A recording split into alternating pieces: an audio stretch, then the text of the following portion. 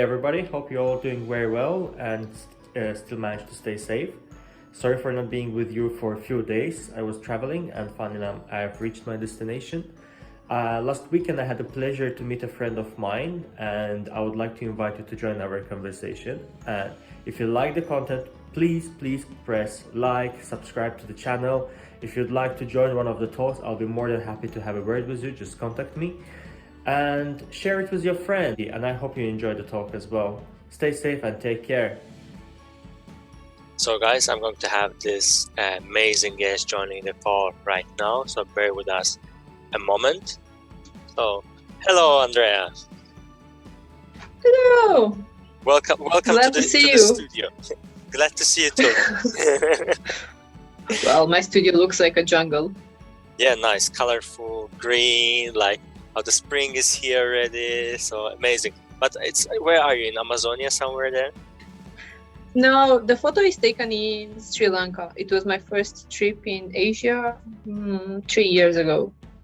And I kept it to hide usually I use it to hide the mess behind me. So and it works.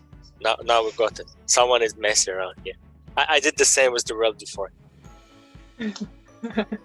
Yeah, I saw that you used to be in the space before. Yeah, just to see how I'm watching the planet going crazy and mad. So. It's not going crazy, it's just adjusting.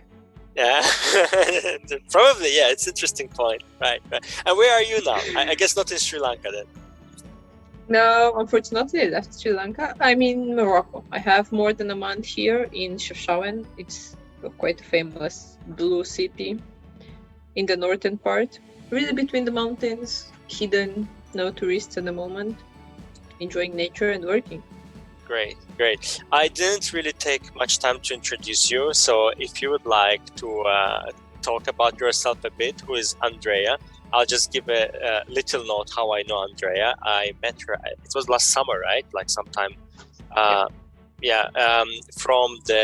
through Cristiano, the guy we met on the second episode, the organizer of Malta activities group, and Andrea was there. So now people will ask, okay, she was in Malta then, now she's in Morocco.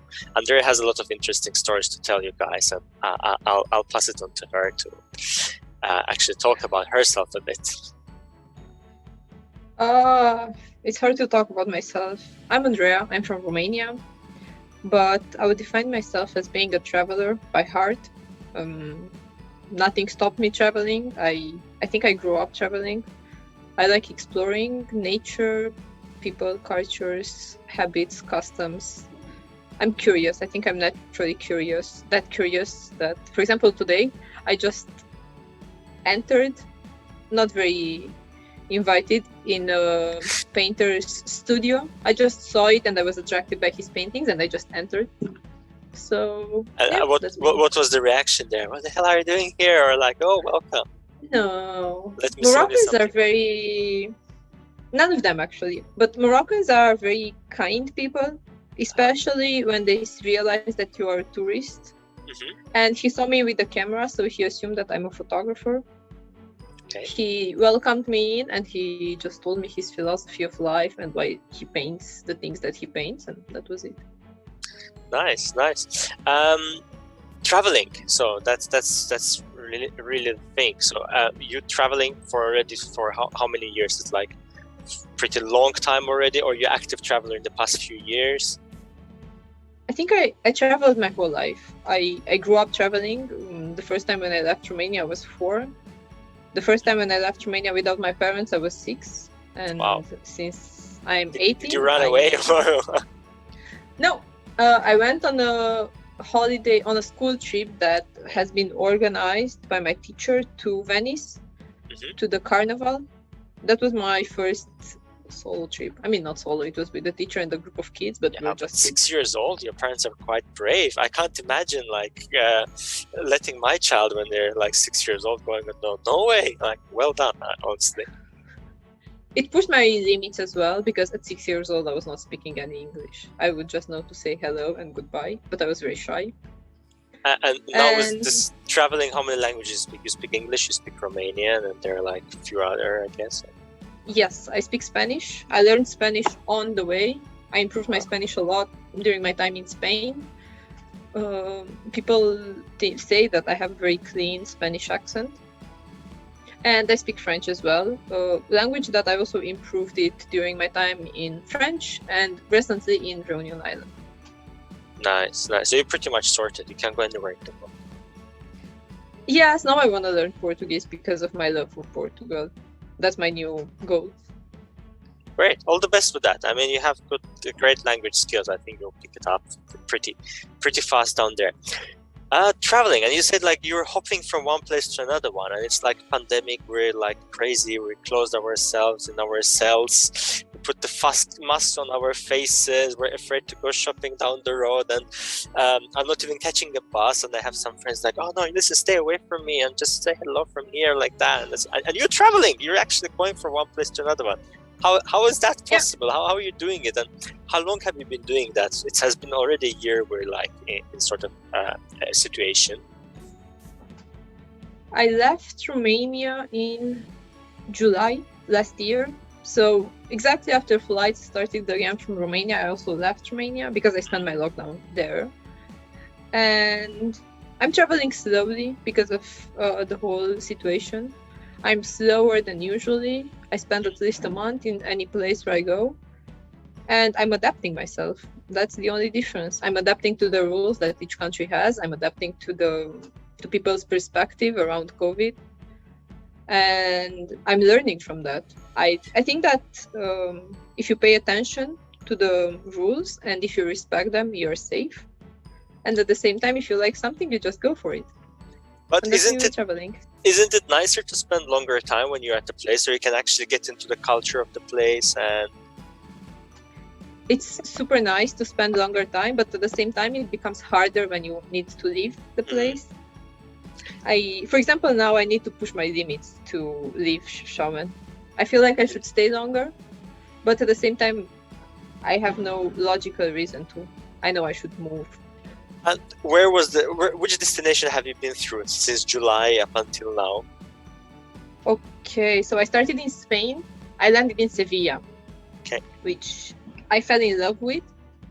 And I was very lucky because I remember my friends who visited the south of Spain would tell me that if I go there, I have to book everything in advance because Alhambra, Alcazar are all overbooked. Well, I had both Alhambra and Alcazar in Sevilla and Granada for myself. I was it was me and my friend. I had time to take photos, to enjoy, to look at the little details. It was amazing. Then I popped in the south of Portugal, then in Malta where we met. From Malta I went to Romania. From Romania to La Réunion, which is a little island between Madagascar and Mauritius. They say it's France, but it's very special. It's pretty huge a leap there, right? Like going to Romania was in Europe, and then all the way traveling to south. Yeah. Well, I went to Romania for Christmas. I still, even as a traveler, I still think that holidays are nice with family, with the ones that you love. So I returned to Romania. I spent 2 weeks by myself in my apartment, so I know that my family is safe if I meet them. Then I met my family, and on 28th of December, I left to Portugal. Oh yeah, I returned to Portugal and then to La Réunion and now Morocco. And from here, I'm flying to Spain again. Great. I mean, do you find it easier, harder to travel now? Like any restrictions on your choice of destinations, maybe? Or the way how you travel, like you plan ahead, you do tests, because now it's like, especially in Europe, I mean, some countries are really imposing such insane things, and you're like, oh my god, do I really need to travel somewhere? I mean, I was traveling last year also. You remember we were talking about that. I got stuck in Germany. It was like deliberately stuck in Germany, and then it's okay, I'm coming back to Malta, and since summer, I didn't travel up until 2 days ago. I'll talk about that experience on the next episode. And I also love going from place to place, but you have to do tests, you have to do that, and so. How was it for you? I mean, your love to traveling and desire to see the place, I think, overcomes that one. And how comfortable you were with that? I think I'm one of those people who is naturally looking at the bright side. The logistics are maybe a little bit more challenging at the moment because I need to check if I can transit countries. I need to check what type of forms I need. I need to check how many hours ahead I can have the test and so on. That's the challenging part.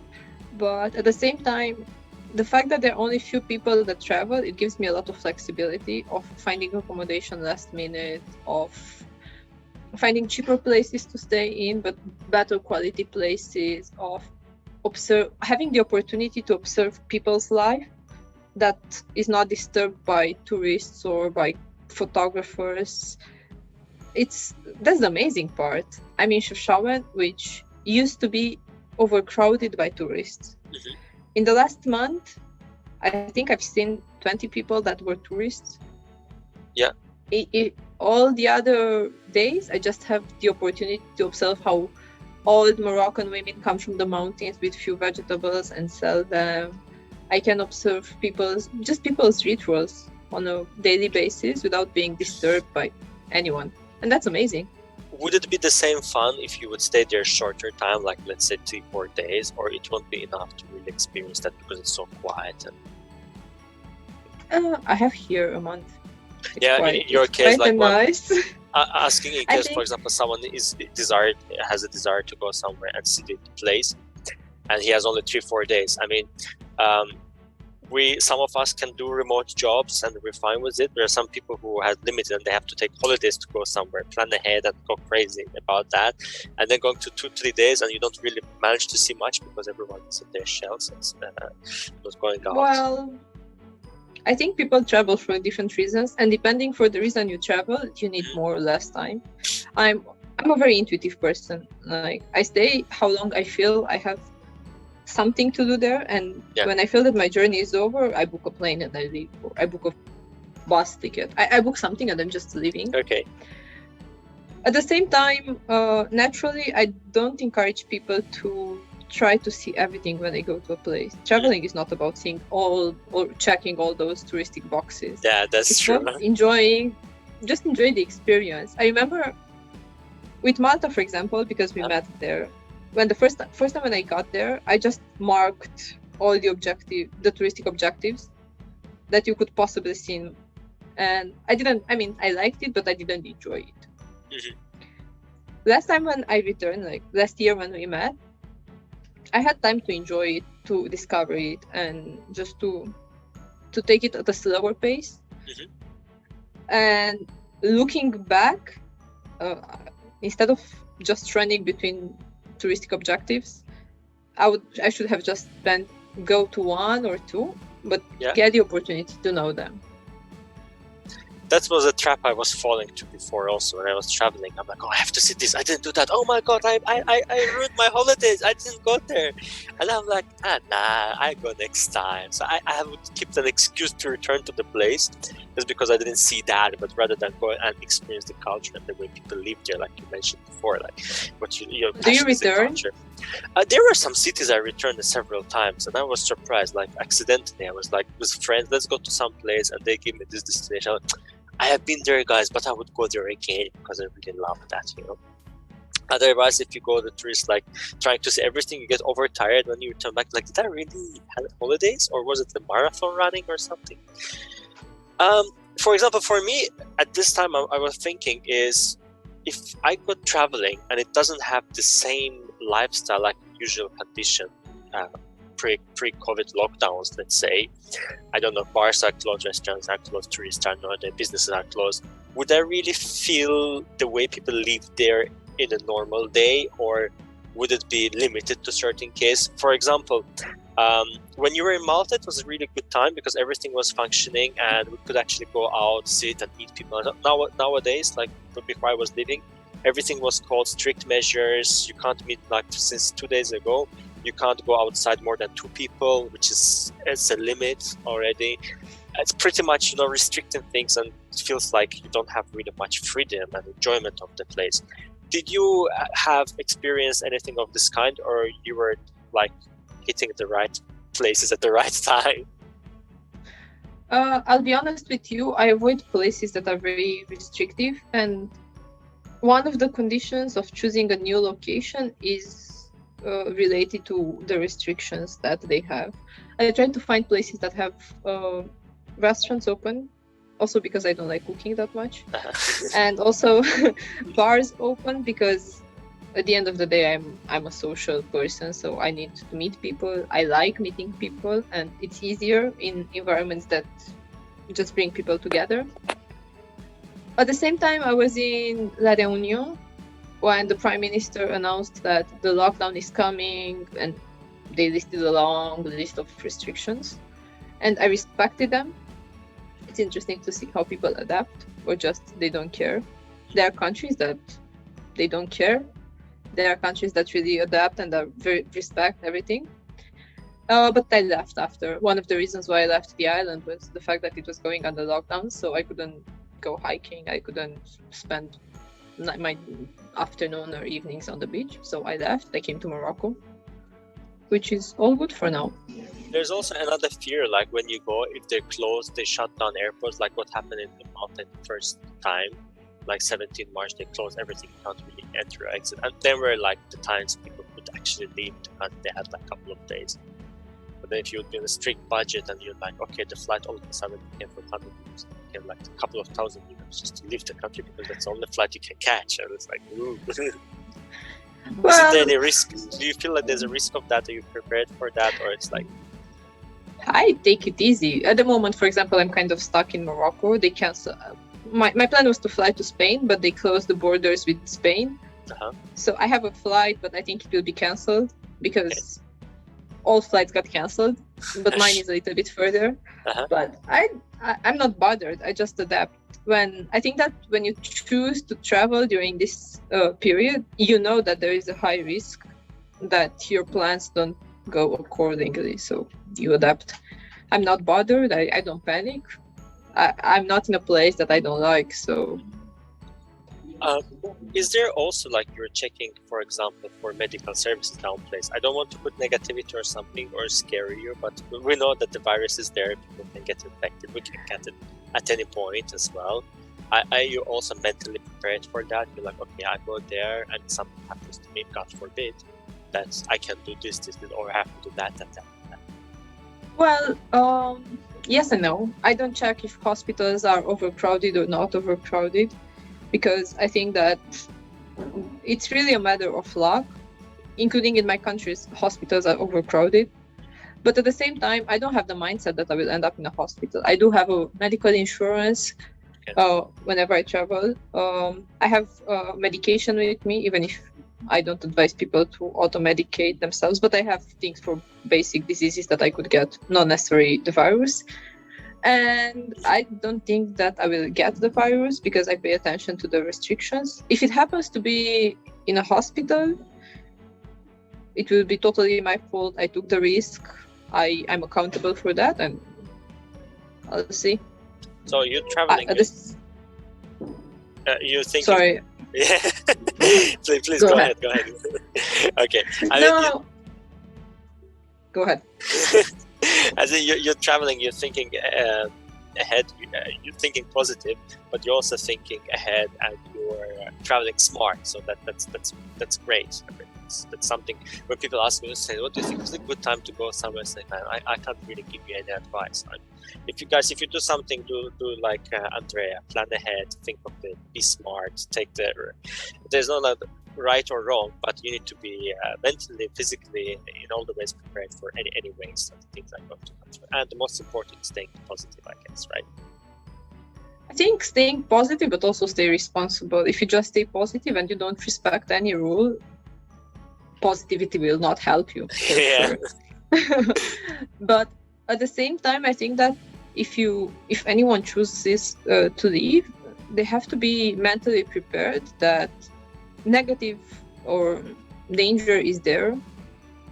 It's exactly like when you do a sport, you can hurt yourself. It's a possibility, but it's not something that you want to happen to you. So basically this year, last year wasn't really a lockdown for you. So apart from the first few months, I guess. I spent 3 months in complete lockdown.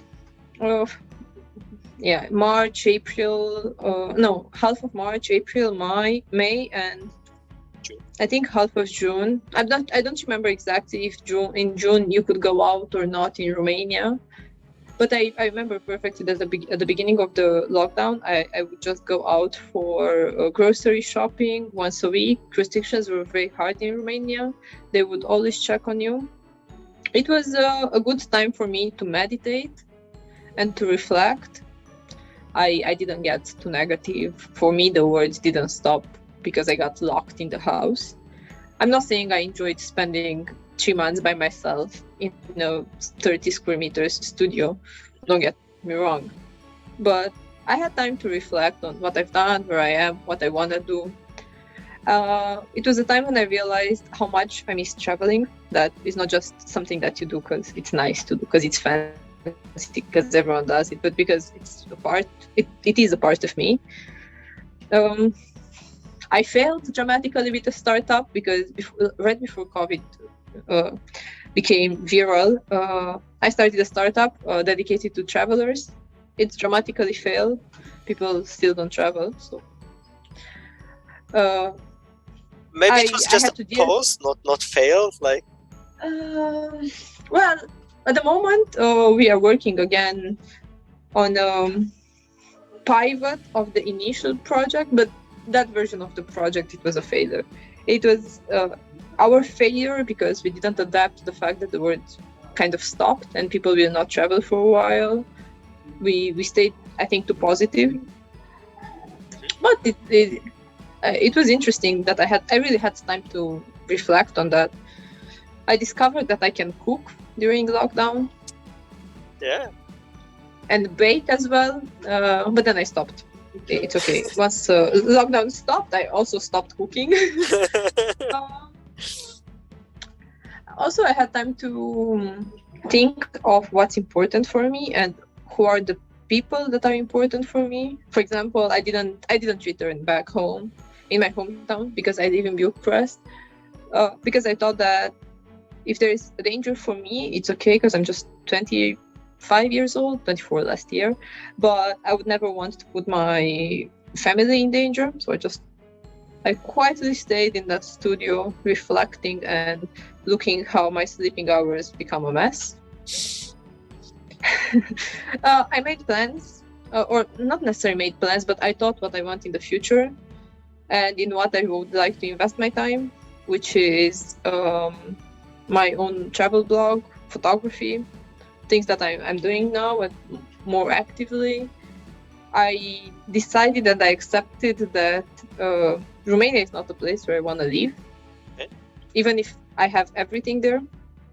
Or it's really my comfort zone. I think we discussed about it in the past. Romania is my comfort zone, but it's not the place where I feel I belong. I decided also last year that I'm gonna move to South America. I'm on my way. By the end of this year, I will be there. Yeah, you're slowly moving to the west, and then it's just a matter of swimming across the Atlantics, and you're gonna be there. So. Yeah, well, from here I'm going to the Canaries probably. So even closer. Yeah, from there to Azores, I hope so, and then I'm just swimming if nothing else works. Taking a boat, who knows? Also in the lockdown, now that I think of, I remembered how important sport is for me. I remember I used to go on the roof of the building where I live and do sports because I couldn't go out, which was interesting. And very important, during lockdown, I learned to appreciate really small things in my life, or small gestures that people would do for me. Or, for example, two of the most important things that I discovered is the sunset from my apartment is amazing. It's an amazing sunset. I never had time to watch it, I guess. Yeah. I lived there, but I never observed it until lockdown happened. And the fact that I'm very blessed, it was Easter, because it's also Easter this month. Last year on Easter, the mom of my best friend from university sent me food, traditional Romanian food, because she knew I wouldn't go home. And I felt blessed. I felt lucky. So I learned to appreciate smaller things. Yeah. Small, big things, I would say. Yeah, this moments when you actually stop and what you said, like reflect and start thinking. So it may be something you can find something good in that one as well. You start appreciating other things around you and analyzing, giving it gives you time. So that's matter of time for yourself, time to be with yourself as well. They evaluate the things which you have and who you have and what you have around you as well. So it's just, yeah, and finding new skills like you mastered as well and you realize what is important for you. And having like you call a failure, okay? I never call failures. I call everything as an experience, because like a child, if the child doesn't fall down, he doesn't know that it hurts, and he has to keep on going and learning how to walk. So we need to fall down, we need to fail on something to grow, to learn, and to appreciate the moment when we achieve something. So yeah. I remember that before lockdown, my mentor used to tell me that I should try to spend a day doing nothing. And I told him he's totally crazy. I cannot do that. I have things to do. I had plans. I had big goals. And when lockdown happened, I think I spent more than one day doing nothing. So recently I texted him and told him, hey, remember lockdown? I spent many days doing nothing, but I'm thankful for that. I mean, I'm thankful that you challenged me to do that, because even if it feels that you do nothing, you do a lot because you spend time with yourself. Do you feel that the time never goes, or it goes faster? Depends on what you think about. Nice. And during these times, I mean, you found some findings in yourself in a mental point of view, and maybe some found certain physical activities as well, which help you to keep up and keep on going. Are there anything you would like to share or suggest to people, or some great things which came up to your mind and which is like, I need to tell the world about it, or I need to tell some few people about that? I have many ideas in general, so I'm not gonna start sharing all my ideas. Okay. In general, my friends call me when they need ideas because I can generate too many ideas. But during lockdown and after, I mean, last year, I thought that I would like to start a new project when I write every single day something that I'm grateful for, something that made me happy. And I started doing that on the 1st of January this year, every single day. At the end of the day, I just write it down. A month ago, I started a Twitter account where I just tweet every single day the little thing that made me happy. Okay, it can be great. The fact that I had a long sleep, because last night I fell asleep at 10. So I'm grateful I fell asleep at 10. That was my happy moment. But 2 days ago or 3 days ago, I found a man painting, and I think I like art, or I like people doing art. So I was happy observing him. He let me in his atelier. He let me in the room where he was working, and I just spent there for like half an hour watching him. Incredible. I get energy from people who have some talent or art. For example, I have friends who sing very well, and I just enjoy just listening to them. Or friends who are doing graffitis and painting, or like gluing something, whatever. It's just amazing. You get such an energy from them. Okay, me myself, I'm horrible with that. I don't know how my hands grow in the wrong direction, but I don't think so. But those guys, when you see those talented people, you get something positive from that. I don't know. That's what I feel. But so what you're saying, you actually can feel like, yeah, I have the same. Yeah. Well, I think that in regards to what you told me, I think you also have a talent, but you just didn't discover it yet. I was discussing today with a painter, and he told me exactly the same thing. Yeah. That if you are that attracted to art, it means that deep inside you are an artist, but you just need to explore it to discover which part of the art you like more. At the same time, because you asked me what other findings I had, I learned once again how important it is to enjoy the little things, not to always want the big success. You don't need to be a billionaire to be happy. True. You need just few millions. A piece of chocolate. Yeah, I mean, for example, one of the best things that happened in this guest house to me is when the owners invite me for dinner. Yeah. Whatever they cook, I'm so happy. It makes my day. It just makes me feel like I'm part of a home. Or yeah, but I feel like home because I think that's what sharing food is about. It is. It is. It's a ritual. It's very important. I would say historical ritual, which sometimes we don't give much attention about.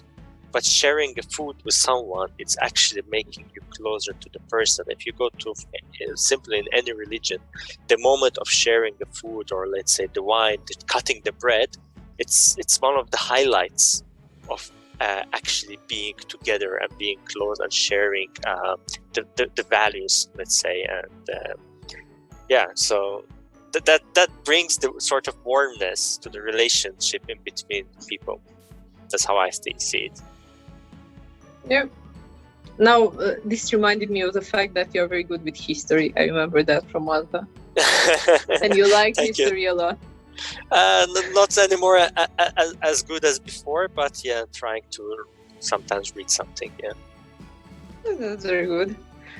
No, also I learned during these times that if you like something or if you have a dream, you have to go for it.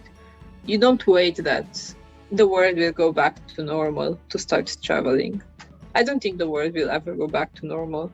I mean, I don't know what normal is, if you ask me. But if you want to travel, you go for it. You find ways. I have my friend, she doesn't work remotely. She is a teacher. And for example, she said every 6 months, I need to travel. Let's meet somewhere. She said, I'm coming wherever you are because I have the same need as you do. So she's not working remotely. It's not just for people who work remotely. Yeah. It's just, if you have a dream, go for it. Work for it, find ways. And maybe you'll fail, as I did with my startup. But it doesn't mean that you will not learn or you cannot get up. True. I have this philosophy that you'll never receive in life more that you can handle, in terms of negative things, but also positive things. Great. Yeah, that can be a great line. Is there anything, for example, you mentioned your Twitter account, you mentioned the blog, and I would be really happy if you allowed to share one of those with the audience. Probably people would be interested to see more and to get inspiration from you, from what you're doing as well. So if any of those you'd like to share with public down there, just drop me a link and I'll gladly share it under the post. Mm-hmm.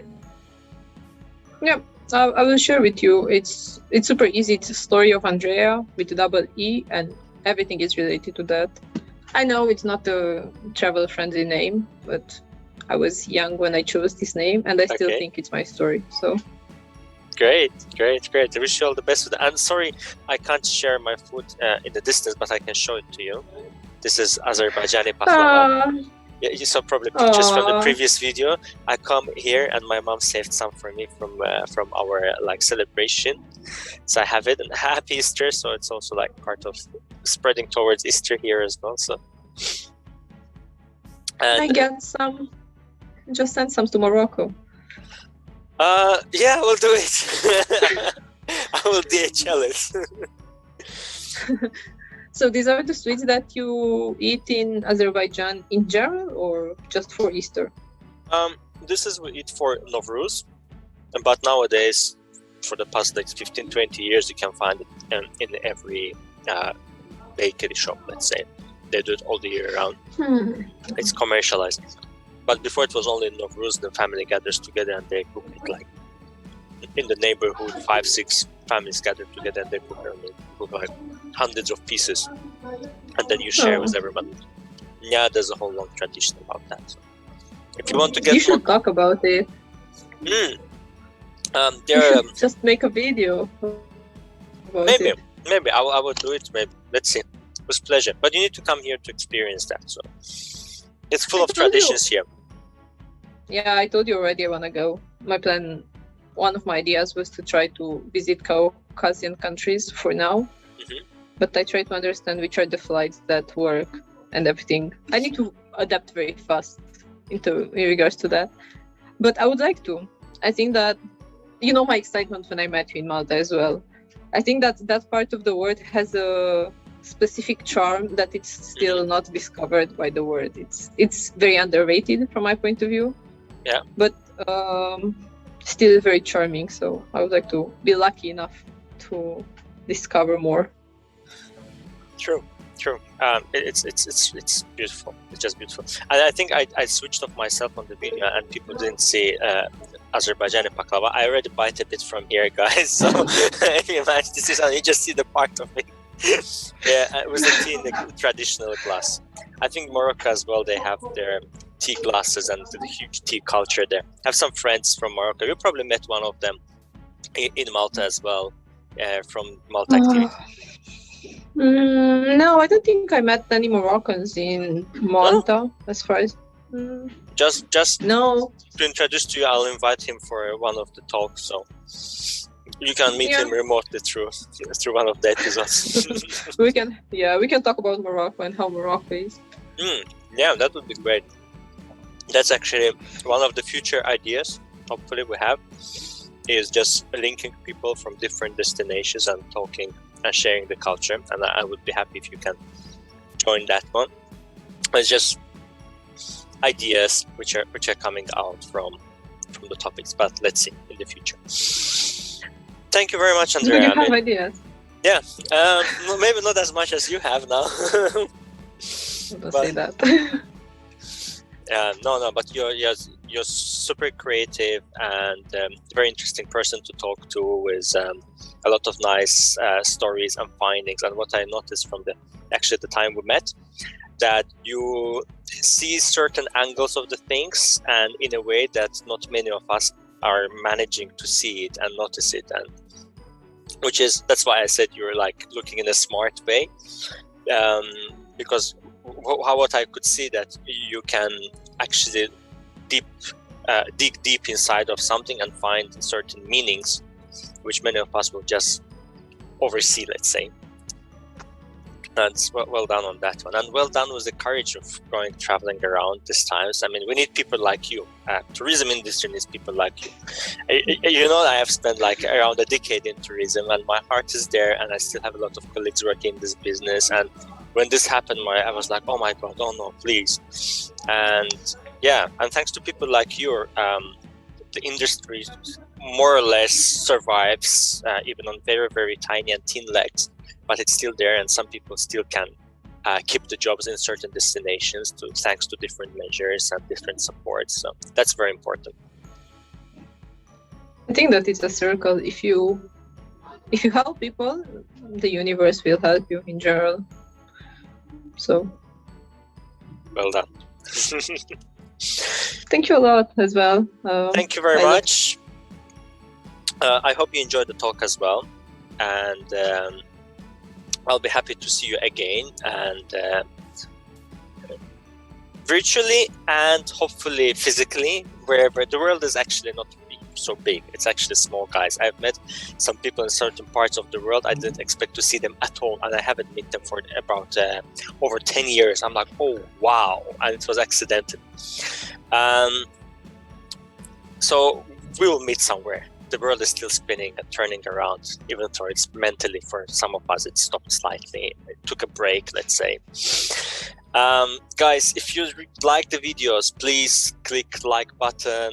And if you want to see more of the content of such type, press subscribe, and join the YouTube channel, follow the Facebook channel, share with your friends, and we'll be happy to hear your story as well. And thank you very much. Thank you, Andrea, for joining the episode. It was a great talk to you.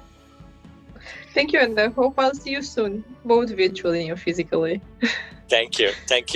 Everyone, take care and stay safe.